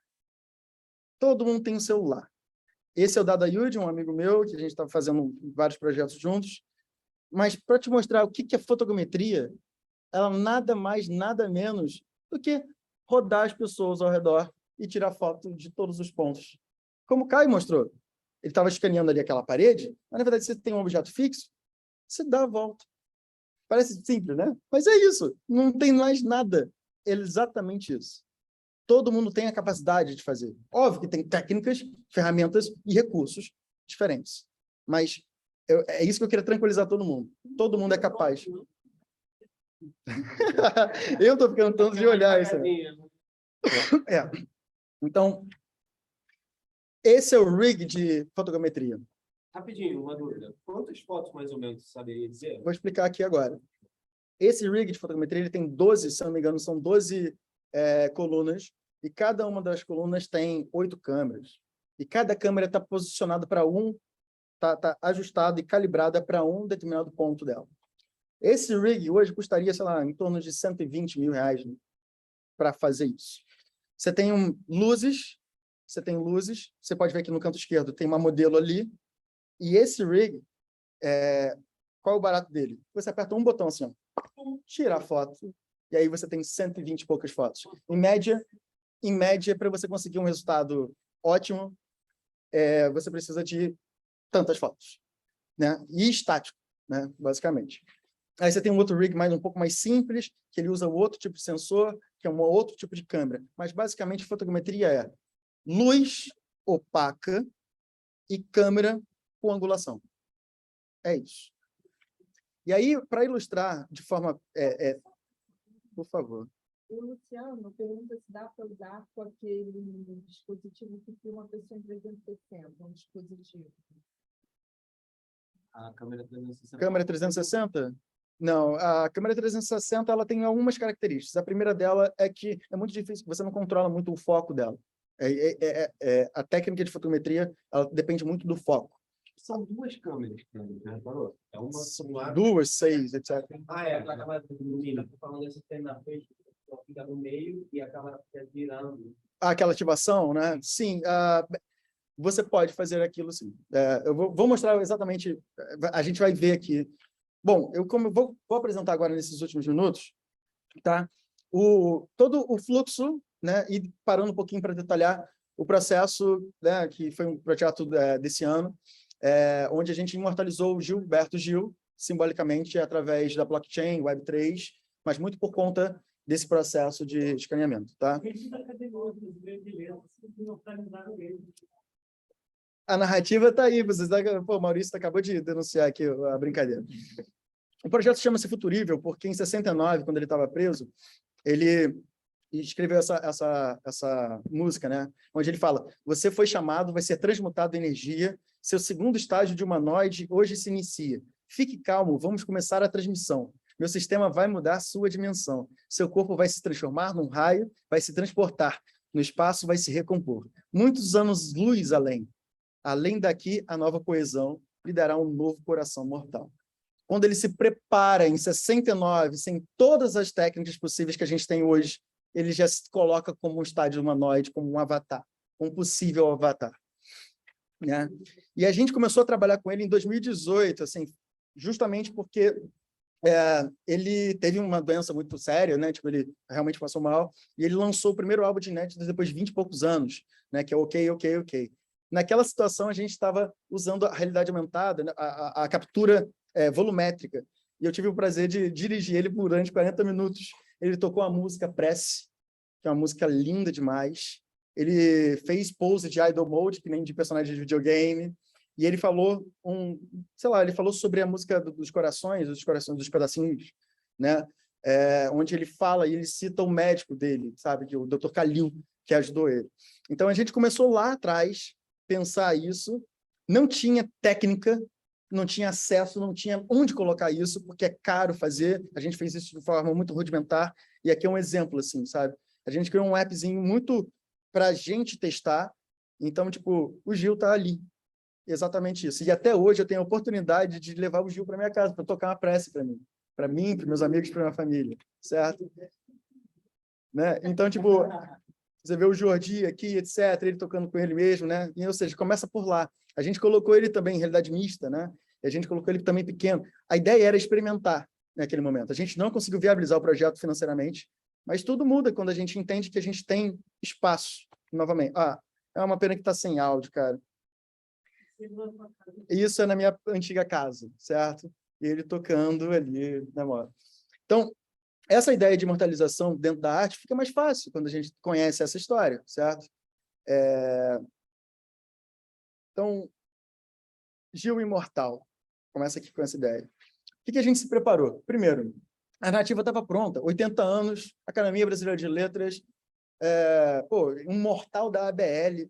Então, quem financiou esse projeto foi a Kusama, que é uma rede de blockchain, que é irmã, que são da mesma galera da Polkadot, né? E eles têm um trabalho muito sério lá de se provocar como ciborgue. Então, eles viram essa ideia e falaram assim: puxa, vamos patrocinar. A gente pediu grant para eles e eles aportaram para a gente conseguir fazer o básico, para pagar as estruturas, etc. e tal.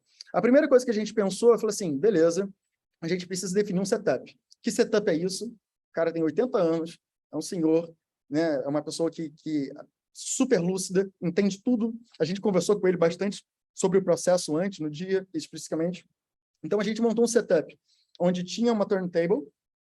Quem falou da turntable aí? Essa parte de bloco de metal na figura da esquerda é uma turntable, que facilita o processo de girar. Calma. Não fiquei. Fiquei, mas parte. Então, esse conjunto de luz ali, ele serviu para que a gente conseguisse deixar a pele e a textura um pouco mais simples, né? Mais homogênea. Tá? E a gente aproveitou e falou: por que não também imortalizar os acervos de roupa, aqui o fardão da ABL, etc. Né? Outra característica, alguns sensores, e a gente vai falar sobre sensores na semana que vem, mas alguns sensores eles têm pouca habilidade com peles pretas, com coisas escuras. Então, a escolha da cor, da roupa, a escolha, isso você precisa. E a gente chamou a Sil para ela fazer uma maquiagem para deixar a pele dele mais opaca, justamente para isso. E aqui sou eu, 15 quilos mais... Eu não gosto de nenhuma foto dessa, galera. Cara, 15 quilos mais pesado, escaneando ele com esse sensor especificamente, né? E ele vendo o resultado ali. A gente também fez um outro tipo de escaneamento, que é o escaneamento de pose. É mais fácil você criar um avatar se você faz uma pose. E ele está fazendo essa pose de A. Ele está apoiado ali na mão, com uma roupa específica. Por quê, galera? Porque tem esses pontinhos. Porque o sensor precisa de ajuda para enxergar. Né? Então, roupa muito branca, roupa muito preta, com moré, essas coisas, porra, vai dar. Fizemos, claro. Fizemos. E aqui ele sentado, né? E eu fazendo o processo de tirar fotos. E aqui a galera que conseguiu, Gus, eu, Flor, etc., que faz parte da Z-Move, que é o que a gente faz, basicamente, né? Em termos de avatar. Então, a gente começa a pós-produção. Você já vê que já tem um esqueleto, né? Já tem uma peça de cera do Gil aí, né? Como que a gente faz isso? Lembra das fotos que o Caio estava falando sobre aspectos? Cada framezinho desse aí, cara, cada frame é uma foto, é uma posição. E por que a gente tirou tantas fotos? Porque ele estava em movimento. Você precisa escolher as fotos. Tá? Os micromovimentos, eles são capazes para... Ele ainda está em nuvem de pontos, você vê que ele não está uma mesh fechada. Então, você faz isso porque é importante você trabalhar e escolher quais fotos que vão entrar para o rolê ou não. Essa posição da foto nesse 3D, o computador não faz. Depois são as nuvens de pontos. Como que a fotogrametria funciona? Basicamente, ele começa a fazer cruzamentos entre pontos e o pixel. Pontos e pixel, pontos e pixel, pontos e pixel, pontos e pixel. E a partir daí, ele faz essa... Bom, para cada ponto de profundidade tem uma cor. E aí ele cria essa nuvem de pontos. Essa nuvem de pontos tem muito a ver com a primeira fotografia que ele mostrou. Lembra que só tinha o preto e o branco granulado? É muito parecido com essa técnica, né? No final das contas. Depois ele cria, ele tem a capacidade de... Vamos ver. Aqui é o arquivo mais... É uma parte... Quando você vai exportar, às vezes um objeto 3D, isso aí vocês vão ver mais na próxima ponto. Às vezes você tem um objeto 3D, às vezes um nuvem de ponto, e a textura separadamente. É possível fazer essa mescla. Inclusive, a gente fez, porque a gente escaneou com super ultra qualidade. Olha essa resolução. Tipo, 0,15 de precisão usando um scanner de mão. E a precisão da fotometria é péssima. Então, tipo, para a gente fazer o Gilberto Gil super para sempre, a gente precisou usar isso. A gente fez uma escolha, né? Tipo, usar a melhor tecnologia possível para eternizar o Gil. Então, perguntaram aqui, o próprio app faz essa conexão entre os pontos? De todos os softwares de fotogrametria, sim. Né? Mas a gente vai explicar o processo depois, tá, né?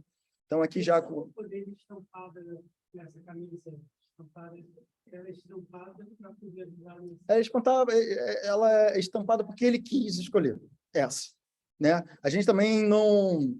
Por conta do Gil, a gente não queria que ele fizesse algo que ele não quisesse, que ele não se visse representado para sempre. Então, a escolha de figurino foi, pode essa, pode não, essa pode, e ok, é isso. Né? E aí é o primeiro já teste, né, de ótima resolução, a gente fez uma brincadeira visual e tal, mas aí é o Gil já dentro do Blender, renderizado, etc e tal, com uma qualidade já bem boa, depois de ter feito o processo de retopologia. Esse é o Gil lá na minha nova casa, sabe? Tipo, em tamanho menor, né? Mas estava ali presente, então é possível, né, fazer esse rolê. E aí a gente montou um diorama para explicar, né? Cara, diorama, basicamente, ela é uma montagem que você faz para dar um sentido a alguma coisa. O diorama mais conhecido do mundo é o presépio, talvez. Sabe? Ou aquela figura aquelas ondas japonesas, sabe? Tem um desenho que é umas ondas japonesas que tem profundidade. Aqueles museus de história natural. Museus de história natural. Esse não é um diorama especificamente, é simplesmente uma experiência, porque a gente precisa, sabe, de colocar no óculos, sei lá, a Flora, para assim, poxa, como que eu posso continuar com esse projeto? A Flora colocou o óculos para... Não, beleza, vamos continuar. Era um making-off, uma montagem ali do making-off, inclusive, e tal, mas era só para a gente conseguir mostrar o que a gente pretendia. E aí as indumentárias também, sabe, do Tropicália, do Planta, o fardão da BL, do Acústico MTV. Tinha um manequim, aí você escaneou. A gente escaneou, né? Isso tudo foi graças à Capa Sigma Mu, né, que fez esse projeto especificamente. Depois a gente fez essa montagem dentro do NFT Rio para tangibilizar para o público, né, como uma obra de arte. A gente fez uns mockups, etc. E esse é um pouquinho, para quem foi na NFT Rio, né, para poder experimentar esses processos, etc. Então, foi um trabalho muito bonito. Eu estava compartilhando espaço lá com o Vamos, com o Marlos e com uma outra galera. E é isso, pessoal. Por enquanto, imortalizamos simbolicamente Gilberto Gil. E ele se transformou em luz, em matéria, etc. Bom, o que a gente pensa, né? Acho que a proposição para esse encontro é mostrar também na prática, certo? Semana que vem a gente vai mediar esse processo, vai me explicar outras técnicas também, mas vai principalmente mediar esse processo de, todo mundo vamos aprender a fazer esse processo de captura de fotogrametria, usando softwares de open source, usando técnicas, sei lá, o próprio celular. Então, lembre-se, tipo, para ter a melhor qualidade possível, você precisa de muitas coisas. Mas, cara, a gente está no começo, não é para ser bom, sabe? É para existir. E a única forma de existir é a gente se propor a fazer do jeito que temos já agora.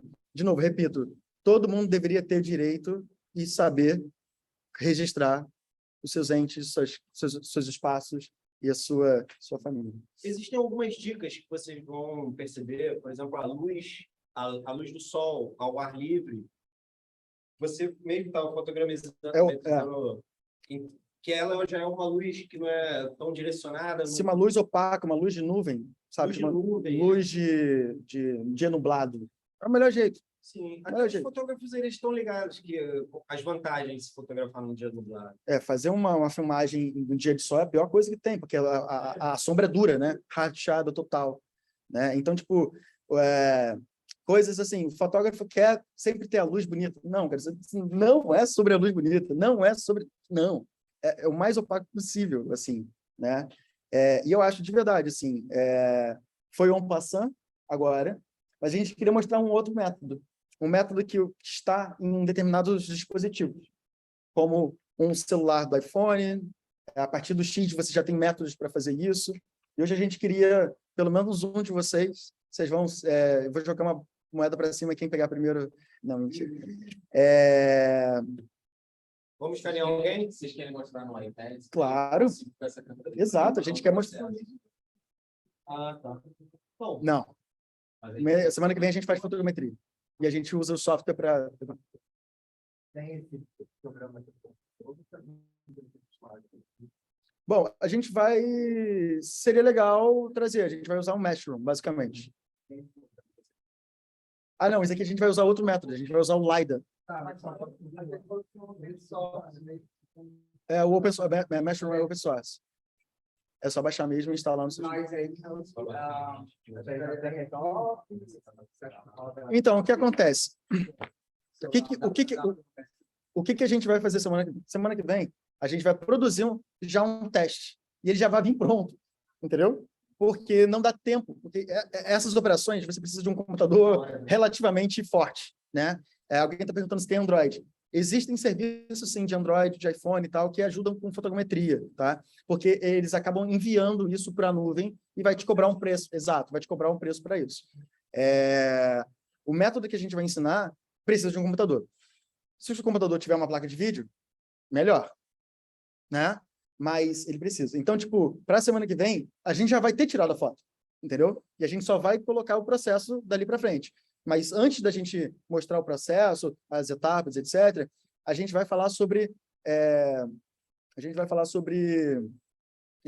os cuidados um pouco mais de forma detalhada para a gente fazer, e vocês vão se tirar foto. Essa é a ideia. Vocês vão tirar foto de vocês mesmos, porque aí em casa, depois disso, vocês vão gerar e marcam lá o Museu XYZ, eu e Caio, no Instagram, para a gente ver os resultados, né? Isso semana que vem. Semana que vem. Não, e lembrando também, não sei se está pegando aqui no telefone.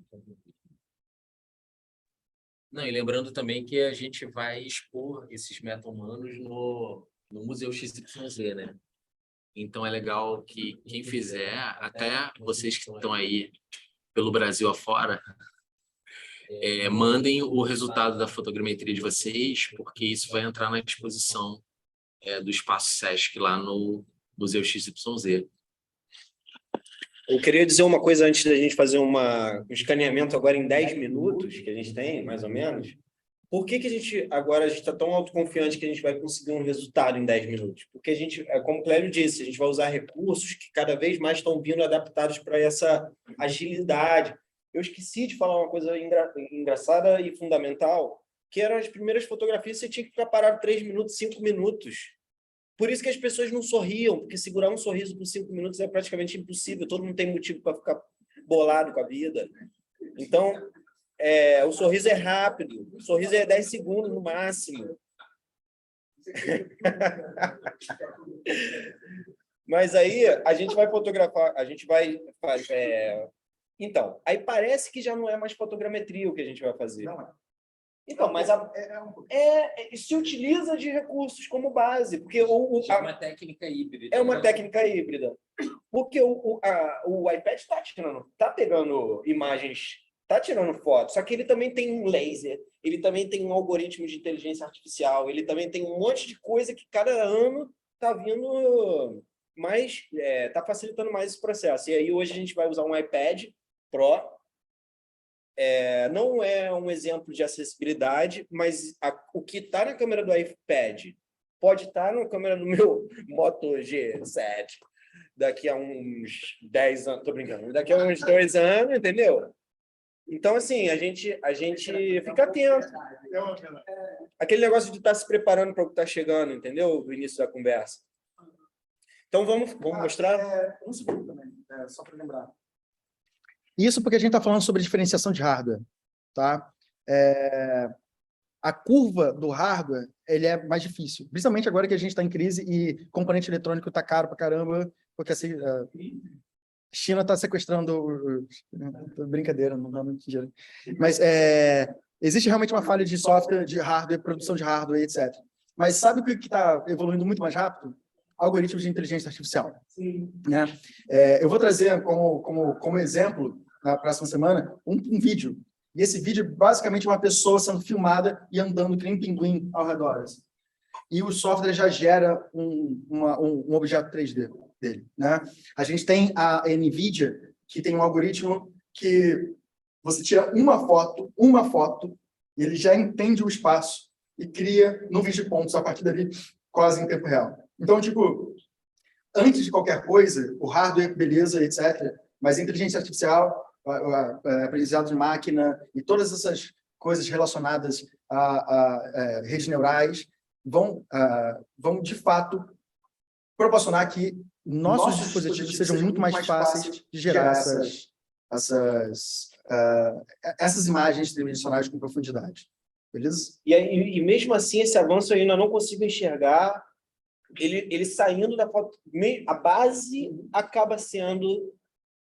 O que ele falou, a inteligência artificial, ela pega as fotos que você, ao girar em torno do objeto, e articula ali a inteligência, a montagem do seu modelo. Então, a gente, aos poucos, vai começar a ver uma qualidade cada vez maior em dispositivos cada vez mais comuns, né, acessíveis, populares. Então, graças a essa observação sobre os softwares, sobre o hardware, mas ainda eu não consigo enxergar ainda o fim da base sendo da fotogrametria. Ainda é muito a imagem, a fotografia sendo a base dessa modelagem. Eu queria fazer uma pergunta, mas aí eu não queria acabar com o tempo do escaneamento. Mas se no metaverso você pode ser quem você quiser, como que vocês veem essa coisa do meta-humano, de você ser você mesmo?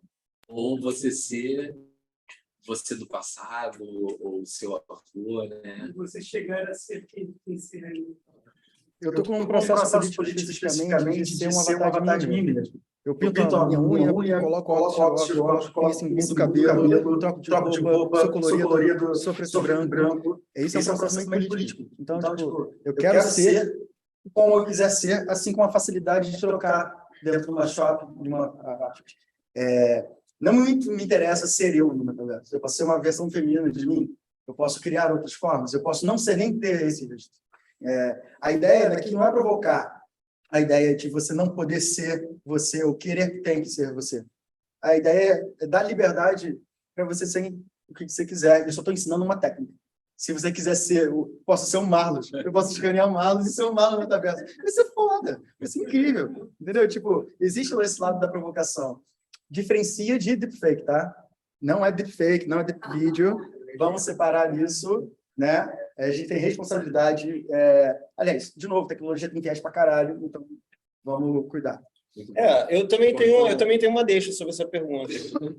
É porque eu acho importante, Ala. Eu acredito. Não, estou com o microfone aberto. Estou. Eu acho que o que a gente aprende aqui no mundo físico é o suficiente para a gente levar para o metaverso. Então, a gente sabe o que incomoda. A gente sabe os limites da ética. A gente sabe. A gente não precisou ver isso agora que o metaverso chegou. A gente já sabe. Então, o comportamento aqui, o que ele está falando é ótimo, porque ele já está se modificando com consciência. Quando ele vai para o metaverso, ele já sabe os limites dessas modificações, a ponto de ser o Marlos e não incomodar o Marlos. Mas a gente sabe que algumas pessoas, sendo o Marlos, talvez incomodariam o Marlos. Então, por quê? Porque provavelmente a intenção é outra, entendeu? A performance é outra. Então, eu acho que a história é a mesma. Eu poderia ligar para o Marlos imitando a voz do Clélio, só que o que eu dissesse poderia ser aceito ou não pelo Clélio, entendeu? Ele poderia, engraçado. Ou ele poderia ser um vacilão de ter falado aquilo. Entendeu? Então, no fundo, a gente sabe os limites disso, sabe? Da brincadeira, da invasão, etc. e tal. Para mim é isso. Acho que se a gente começar a pensar aqui, a gente vai ter um metaverso também. E lembrando que a gente está numa era interessante, porque hoje a gente tem a posse dos nossos ativos digitais através de blockchain e a Web3. Então, também, a gente também sabe agora que eu posso usar o avatar do Marlos, mas eu posso comprar o avatar do Marlos, ele pode me dar o avatar do Marlos, né? Mas ele é o criador, provavelmente, né? Então, tipo, a gente tem essa questão também da propriedade dos assets digitais, né? De finalmente, né, você ser dono de algo. Então, isso é uma dica para todo mundo, né? Não compre NFTs de qualquer um, basicamente.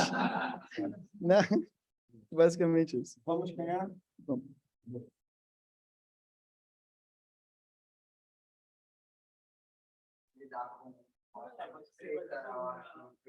Essa câmera está rolando. Já, o Clélio continua.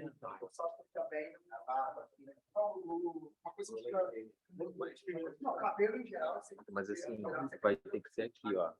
Será que aqui tem espaço suficiente? Aqui? Quem vai? Você? Chega mais. Então, eu acho que dá aqui. Você tem que ficar bem no centro, porque eu vou dar a volta em você. Posso começar a primeira dica? Claro. Calma, que eu vou fazer O microfone daqui está aberto? Tá. É legal abrir para... Está aberto, tá sim, eu abri.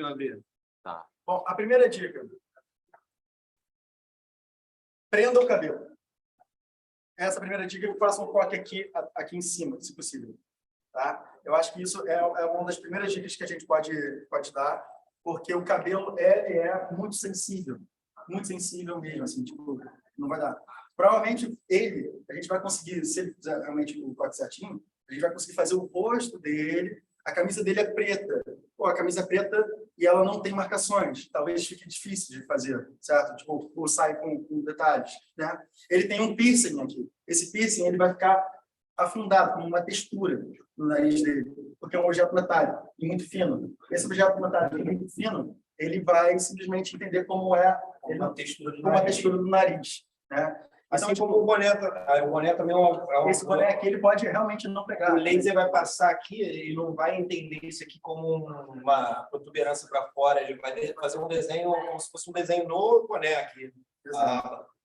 Então, a luz, quando você olha para o ponto de fixo, aqui a luz até tem uma homogênea, mas você tem um detalhe de sombra, né? Tem um pouca sombra, mas a luz aqui está muito interessante, não está ruim. É porque tem uma atrás dele e uma na frente. Uma atrás também. Uma na frente. Vocês vão conseguir circular por aqui, tá tranquilo? Eu vou tentar. Vamos tentar trazer para cá, então, ó. Mas aí eu não vi. Andy. É Andy ou Andy? Não, daqui. Aqui. Eu vou ficar aqui de longe, ó. Outra coisa, cenário o mais limpo possível. a gente está atrapalhando o range da captura, independente se é foto ou não. Tá? Bom, deixa eu mostrar aqui o que ele falou, uma palavra range. Filma aqui, filma a nossa tela, a nossa interface. Ó, filma a interface para eu mostrar. Tá vendo essa linha vermelha? Ela é a representação do range. Ela quer dizer que ele está bem próximo do meu sensor. Ó, eu vou modificar aqui para vocês verem. Ó, olha lá. Ó, eu tô afastando o range, ou seja, se eu começar a escanear agora, tá vendo que ele está no teclado lá? Ele vai pegar tudo. Ele vai pegar até o teclado, até ali. Exatamente. Exatamente. Então eu vou diminuir o range, se eu quiser pegar só o mouse aqui no cantinho, olha lá, tá vendo? Então esse é o range. Eu estou entre menos de 1 metro, eu posso ir até 5 metros, que já nem dá para ver mais a linha, tá vendo? Ela vai lá para baixo. Olha lá, eu poderia escanear todo esse cenário. Não vamos fazer isso. Nós vamos escanear uma pessoa. Então, eu vou botar um range quase de 1 metro só, até menos. Até menos seria legal. Isso. Isso, por exemplo, estaria afetando a qualidade da foto? Absolutamente. Sim, isso afetaria a qualidade da foto. Às vezes ele se engana um pouco também, porque tem coisa atrás e na frente. Isso. Mas um detalhe, esse range é mais para esse tipo de aplicação, porque quando a gente for fazer fotogrametria, né, não tem muito bem esse range. E né? qual é o nome desse app que o Randolph Tá no está... final. O nome desse app que o Randolph está perguntando? Scaniverse. Scaniverse. O range da fotogrametria é o foco da lente que você usa. Ah, boa. Você tem, mas no final você também pode retirar, né? Você pode meio que diminuir se pegou mais do que você gostaria. Isso. Então, Scaniverse, de metaverso com scan. Quem vai ser? Vamos lá. Qual é o seu nome? Eu vou escanear o Rand agora, galera. E vou colocar ele lá no Sketchfab junto com as catedrais góticas. Tem que ficar. Não, pode. Não, tem que ficar parado. Tem que ficar bem paradinho. Porque, por exemplo, se você estiver olhando para mim, enquanto eu estiver girando, você vai ficar mesmo. Então, você tem que olhar para um ponto fixo. Você vai ter que escolhe ou mais para o alto, né? Você meio que lá olhando para o alto, ou mais para baixo, mas tem que ser fixo e só na hora que eu terminar você vai parar. Pode ficar relaxado, tá? Isso. Pode sorrir também. Eu não vou demorar muito. Eu vou começar pelo lado. É uma dica até que o Clério trouxe. Às vezes eu começava pela frente porque eu achava que encaixava melhor o rosto. Mas o Clério deu uma ideia boa, eu vou testar ela agora. Bom, basicamente, começar pelo lado é bom, mas com muita calma. Tipo, o rosto é a coisa onde a gente quer mais ser lembrado e ficar bom. Né? Então, comece pelo lado. Lembrando que quanto mais por cima, mais lateral, tá dando para filmar? Melhor. Vira assim, só para ele pegar o início do escaneamento. Isso. Agora olha para um ponto fixo, senão você vai sair verde. Mexe no range aí para a gente ver aqui. Vou mexer no range. Ó. Olha lá. Tá vendo? Eu vou botar o range depois dele, um pouco 0,8 metros. E aí vou começar, tá bom? Vamos lá. 1, 2, 3 e...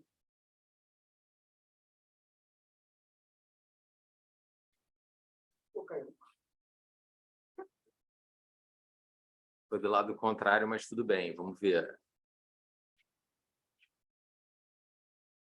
Ó, ele dá um preview e eu acho. O legal é você fazer daquele outro lado. Começa da orelha, mas vai para frente e depois fecha na outra orelha. Tá bem.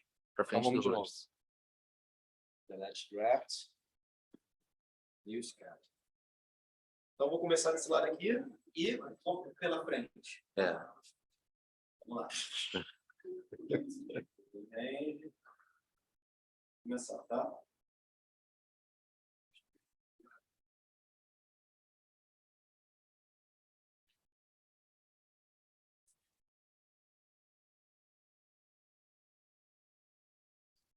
Quanto mais devagar, melhor. Muito mais velocidade. Quanto mais velocidade, mais blurred fica. Quanto mais velocidade no sensor, ele... Eu esqueci de escanear a parte de cima da cabeça dele, ó. Exato. Vamos fazer de novo? Caramba, fica assim. Não. Esse não é, esse é só um preview. Se a gente der o processamento, ele vai mostrar como ficou, entendeu? Então, eu vou tentar pela última vez. Vai devagarinho. Mais devagar,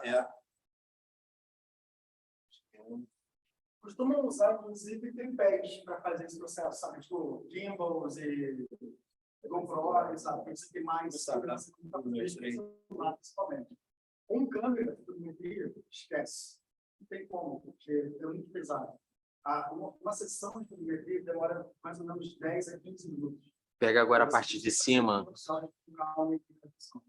Então, tipo, a velocidade cansa, né? Dói. Eu escolhi uma senhora de 102 anos, né? Olha, e para ficar perfeito, assim, Aí agora a gente coloca aqui, né? Isso, detail. Né? Você tem que ter usado a lente certa naquele momento Fica certo. bom. Assim, sabe? Você vai ver como é que ele vai. Só para mostrar aqui ele processando, como que o resultado vai sair bem diferente do preview. O preview tá estilizado pra caramba. E olha o tempo que ele demora, sabe? Agora ele está fazendo justamente a cola, né, de todas as Ele tá fotos. fazendo Olha lá. processamento. Olha só. Que maneiro, Ficou muito bom. Ficou muito bom. Opa, calma aí. Cadê o piercing? E o piercing, ele conseguiu entender o piercing. Pegou lá, pegou até Caraca, embaixo ficou do- maneiraço. Que louco. É porque ele tá desenhado na sombra. Tem Tá sombra, certo, né? é verdade. Exato. Muito bom. Boa. Olha, esse resultado é super satisfatório. Mas você viu que foi a terceira tentativa, né? E Mas pegou o cabelo.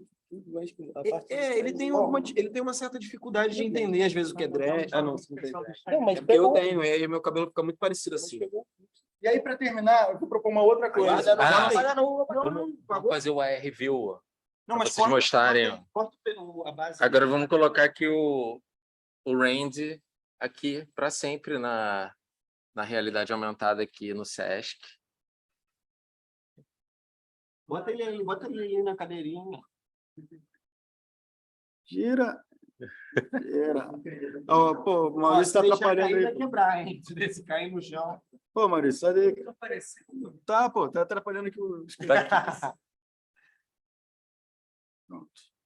Cadê ele? Vai pra lá, Bota ele pô. de frente, não dá. Quer segurar o iPad? Segura o iPad que eu vou te filmar.